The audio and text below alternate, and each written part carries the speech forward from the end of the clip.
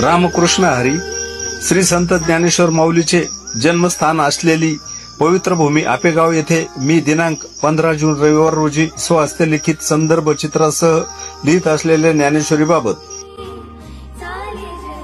आपेगाव येथील पवित्र भूमी श्री संत ज्ञानेश्वर महाराज यांच्या जन्म मंदिरात अध्याय 11वा विश्वरूप दर्शन योगातील काही ओव्या, श्लोक व निरूपण व संदर्भ चित्र करण्याचा मला भाग्याने योग आला. त्याचप्रमाणे मी भाग्य मानतो.